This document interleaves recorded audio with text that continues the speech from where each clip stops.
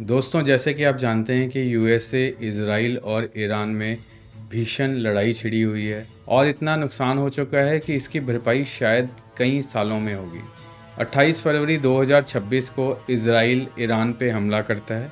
जवाबी कार्रवाई में ईरान भी इज़राइल पे वापसी में हमला करता है और ये लड़ाई छिड़ जाती है।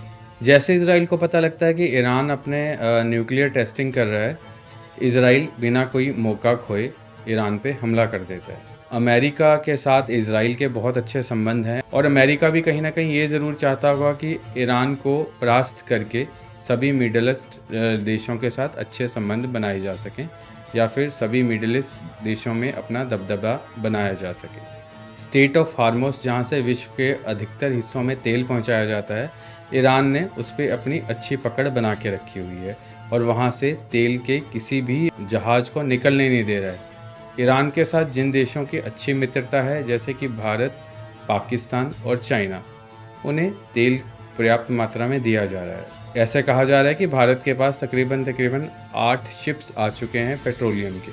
पहले ये शिप्स पाकिस्तान को भी दिए जा रहे थे, पर जैसे ही ईरान को पता लगता है कि पाकिस्तान उनसे तेल लेके अमेरिका को देने का प्लान कर रहा है, तो पाकिस्तान के लिए तेल के रास्ते रोक दिए जाते हैं। अब दोस्तों आते हैं युद्ध के परिणामों पे। अभी तक इज़राइल के आसपास के जितने भी देश हैं उनको काफ़ी नुकसान पहुंच चुका है। इज़राइल के जो संबंध हैं इस युद्ध के बाद एक अलग पड़ाव पर आ गए हैं। दोस्तों, युद्ध में यूएस ओपनली ईरान पे हमला कर रहा है, उन पे कई तरह के आधुनिक हथियार दागे जा रहे हैं और उनके इंफ्रास्ट्रक्चर को डिस्ट्रॉय किया जा रहा है। इसके बदले में ईरान मोज़ैक डिफेंस की टेक्निक अपना रहा है। मोज़ैक डिफेंस मीन्स मतलब उसमें हमले को एक बड़े प्लान्ड वे से किया जाता है, खुद की सेफ्टी भी रखी जाती है और हथियारों का धीरे धीरे यूज़ किया जाता है और दुश्मन देशों को नुकसान पहुंचाया जाता है। दोस्तों, इस युद्ध में ईरान का काफ़ी नुकसान हो चुका है। रिपोर्ट की माने तो 7300 लोगों की मृत्यु हो चुकी है, जिसमें 1000 लोग सिविलियन हैं। सिविलियन में बच्चे, औरतें और बुज़ुर्ग भी हैं।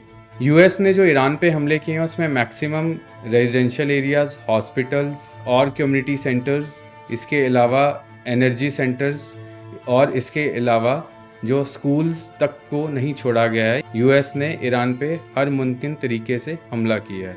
इसी बीच दोस्तों, इज़राइल को भी काफ़ी नुकसान झेलना पड़ रहा है।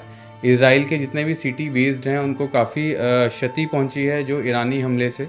इज़राइल ने एक स्पेशल शेल्टर प्लान की है अपने रेजिडेंट्स के लिए, जैसे ही हमला होता है, ताकि वो रेजिडेंट्स उस शेल्टर में जा सकें और अपने आप को प्रोटेक्ट कर सकें। इज़राइल अपने पूरे ओवरऑल कंट्री बजट का मैक्सिमम हिस्सा मिलिट्री फोर्सेस पे आर्म्स को खरीदने में और अपने डिफेंस को स्ट्रॉन्ग बनाने में लगा रहा है।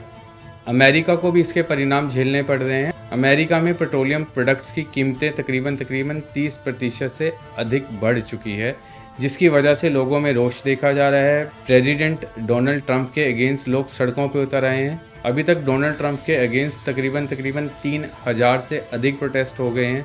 ट्रंप पे कई सवाल उठाए जा रहे हैं। लोगों से पूछा जा रहा है क्या ट्रंप को इतनी शक्तियाँ दी जानी चाहिए, क्या ट्रंप जो देश का हाल कर रहे हैं वो सही हित में जा रहा है या नहीं। ऐसे सवालों का ट्रंप को भी सामना करना पड़ रहा है। ऑब्वियसली लोगों में रोष देखा जा रहा है। मरने की तादाद में तकरीबन 13 से 15 अमेरिकी सैनिक मारे जा चुके हैं और तकरीबन 1000 लोग इंजर हो गए हैं।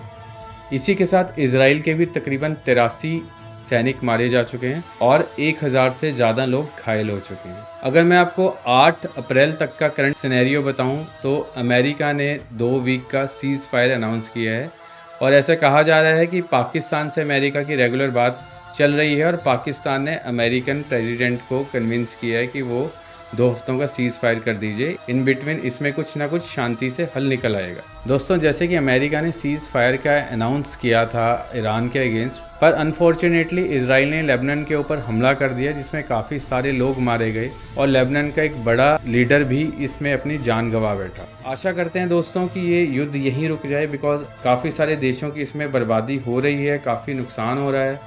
भारत को भी इसके नुकसान या इफेक्ट देखने को मिल रहे हैं।